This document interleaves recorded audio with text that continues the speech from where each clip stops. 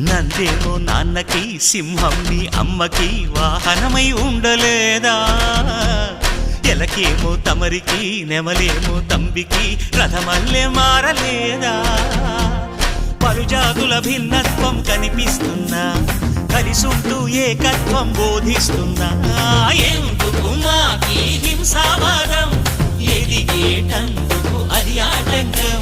నేర్పడం మాకు సోదర భావం మార్పులు మాలో కలిగేలా ఇవ్వు భరోసా గం గణపతి గం గణపతి గం గం గం గం గం గం గణపతి